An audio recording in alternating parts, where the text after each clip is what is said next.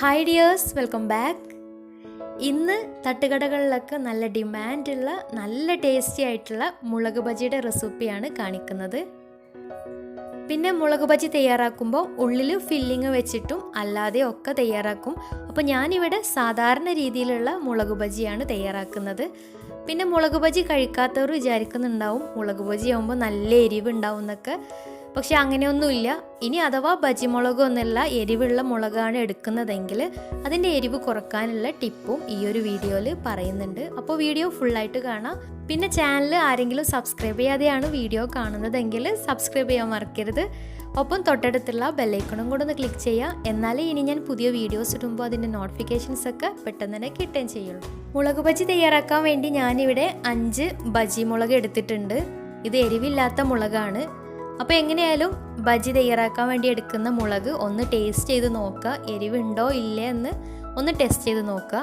ഇനി അഥവാ എരിവുള്ള മുളകാണ് എടുക്കുന്നതെങ്കിൽ അതിൻ്റെ ഉള്ളിലെ കുരു കളഞ്ഞതിന് ശേഷം കുറച്ച് ചൂടുവെള്ളത്തിൽ കുറച്ച് ഉപ്പും ചെറുനാരങ്ങ നീരും ഒഴിച്ചിട്ട് നന്നായിട്ടൊന്ന് മിക്സ് ചെയ്തതിന് ശേഷം ഈ മുളക് അതിൽ ഇട്ട് വെക്കുക. അരമണിക്കൂർ ഇട്ട് വെക്കുക.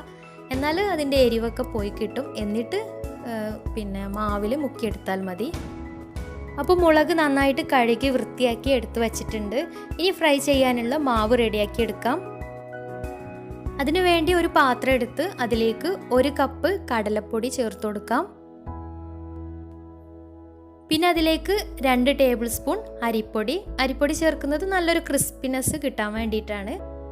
പിന്നെ 1 ടേബിൾ സ്പൂൺ കാശ്മീരി മുളക് പൊടി ആകുമ്പോൾ നല്ലൊരു കളറും കിട്ടും ബജിക്ക്.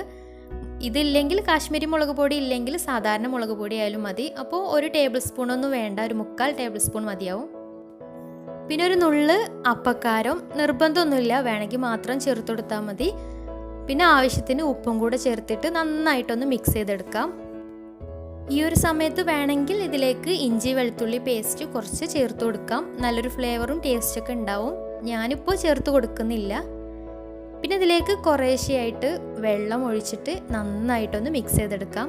പിന്നെ ബാറ്റർ ഒരുപാട് ലൂസാവും ചെയ്യരുത്, നല്ല ടൈറ്റ് ആവും ചെയ്യരുത്. 2 രീതിയിലായാലും കറക്റ്റായിട്ട് കിട്ടില്ല.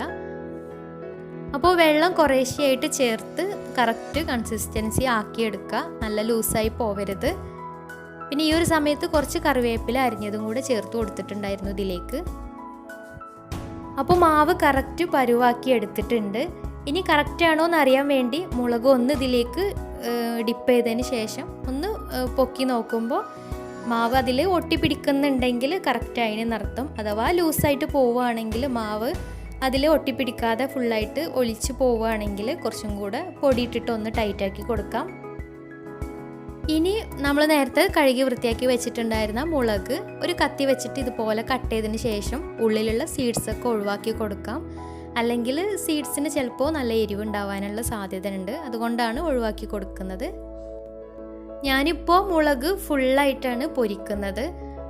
പിന്നെ കുറച്ചും കൂടി ടേസ്റ്റി ആയിട്ട് തോന്നിയിട്ടുള്ളത് മുളക് പകുതിയായിട്ട് മുറിച്ചതിന് ശേഷം മാവിൽ മുക്കി പൊരിക്കുമ്പോഴാണ് കുറച്ചും കൂടി ടേസ്റ്റി ആയിട്ട് തോന്നിയിട്ടുള്ളത്.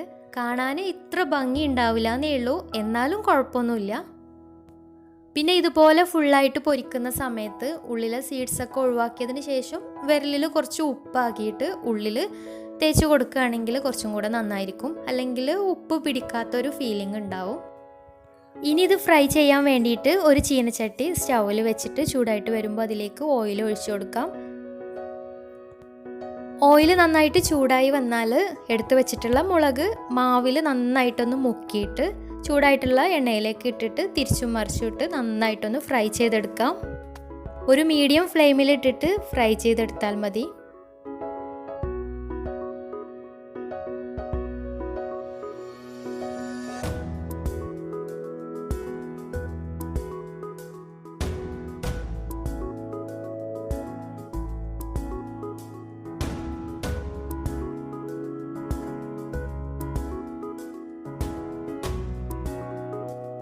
എല്ലാ ഭാഗവും ബ്രൗൺ കളറായിട്ട് വന്നാൽ എണ്ണയിൽ നിന്ന് മാറ്റാം. പിന്നെ നല്ല ക്രിസ്പി ആയിട്ടുള്ള നല്ല പെർഫെക്റ്റ് ആയിട്ടുള്ള മുളക് ബജി തന്നെ കിട്ടിയിട്ടുണ്ട്. ഇനി ബാക്കിയുള്ള മുളകും ഇതുപോലെ ഫ്രൈ ചെയ്തെടുക്കാം.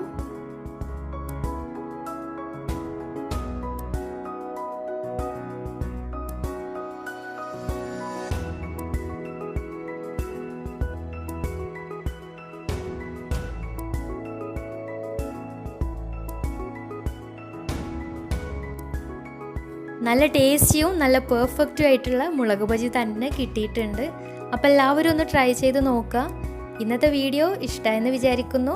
ഇഷ്ടമായെങ്കിൽ ഫ്രണ്ട്സ് റിലേറ്റീവ്സിനൊക്കെ ഒന്ന് ഷെയർ ചെയ്യുക. അതുപോലെ തന്നെ ലൈക്ക് ചെയ്യുക. എന്തെങ്കിലുമൊക്കെ ഫീഡ്ബാക്ക്സ് ഉണ്ടെങ്കിൽ താഴെ കമൻറ്റ് ബോക്സിൽ അറിയിക്കുക.